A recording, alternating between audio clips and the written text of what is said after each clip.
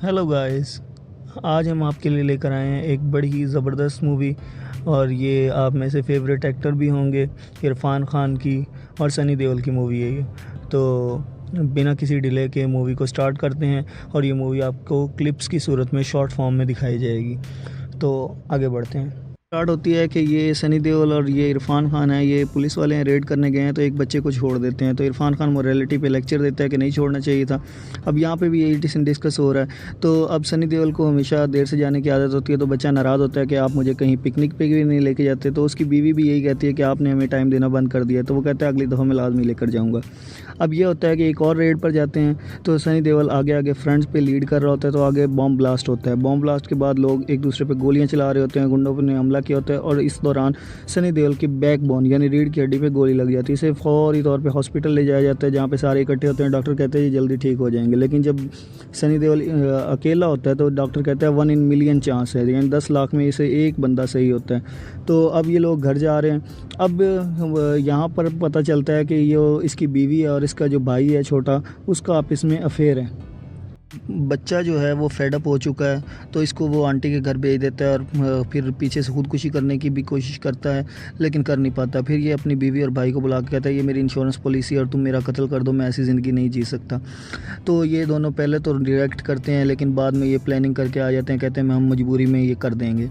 तो ये जो अजय है ये प्लान करना स्टार्ट कर देते हैं। तो ये उनको कहता है कि ये गाड़ी में तुम आओगे और थिएटर के बाहर खड़ी कर दोगे, फिर एक गाड़ी तुम वहाँ से हायर करोगे जो तुमने इस्तेमाल करनी है, और फिर ओवर साइज़ यानी बड़े जूते और बड़े कपड़े लेकर मेरे घर आना है। और फिर वहाँ यहाँ से गन लेनी है। गन लेने जाता है तो ये अपने भाई का नाम ले देता है। फिर ये मौके पर पहुँच जाते हैं और वहाँ पर सीन क्रिएट करते हैं ताकि लोग नोटिस करें। अब लोग नोटिस करते हैं इस चीज़ को, और इसके बाद ये दूसरी गाड़ी में बैठकर ओवर साइज़ कपड़े चेंज करते हैं और मौके पर पहुंच जाते हैं और जाकर अजय को गोलियां मारना स्टार्ट कर देते हैं। अजय मर जाता है और उधर क्राइम सीन पर पुलिस आ जाती है और पुलिस आकर देखती है कि अजय नहीं मरा बल्कि वो उसका भाई और उसकी बीवी मर गई है। तो डीएसपी कहता है कि इस मामले को क्लोज़ करो। अब ये उस पुलिस वाले इरफान खान की बहन है, ये इस बच्चे को बताती है कि तुम्हारी माँ मर चुकी है। अब इरफान खान को शक हो गया है, वो सारे इंसिडेंट के बारे में सोच रहा है। तो छानबीन करता है तो उसको ऐसे लगता है कि जैसे ये कत्ल जो है ना अजय ने ही किया है। तो वो अजय के पास पहुंचता है, अजय से कहता है कि अगर तुमने किया तो मुझे बता दो। अजय कहता है मैंने नहीं किया।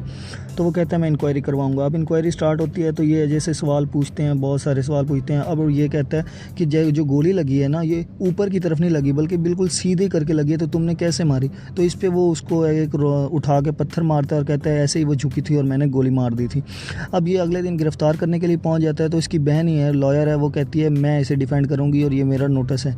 तो वो उसको डिफेंड करती है। अब मामला कोर्ट में चला जाता है। कोर्ट में सबसे पहला गवाह खुद ये इरफान खान ही बनता है और इसकी बहन कहती है तुम तो जेलस थे, तुम तो हसद करते थे क्योंकि अजय पोजीशन ले रहा था, जिस पे ये लड़ने लग जाता है, आग बगोला हो जाता है। तो अगला गवाह जो होता है वो जो शूटर नहीं था जिससे बंदूक ली थी, अब वो अगला वो आता है। तो फिर जो इसकी बहन है, जो लॉयर है इसकी, वो कहती है कि तुम्हें तो अजय ने गिरफ्तार किया था, इस वजह से तुम झूठी गवाही दे रहे हो। फिर आगे लाई डिटेक्टिंग टेस्ट होता है जिसमें झूठ सच का जाना जाता है। तो इससे सवाल पूछे जाते हैं क्या तुमने कत्ल किया था, वो कहता है नहीं। तो जो भी सवाल का जवाब देता है वो सारे ट्रूथ यानी सच दिखाया जा रहा है मशीन पे। तो इसके बाद फिर जज जो होती है अपना फैसला लिख लेती है वो उसको आके रिहा कर देती है, जिस पे सारे खुश हो जाते हैं और तालियां बजनी शुरू हो जाती हैं क्योंकि सब अजय को पसंद करते हैं। जिस पे वकील कहता है कि अगर तुम साबित कर दो ये खड़ा हो सकता है तो हम जीत जाएंगे। तो ये क्या करता है, उसके जो पाँव होता है उसके ऊपर चाकू मार देता है, लेकिन अजय खड़ा नहीं हो पाता।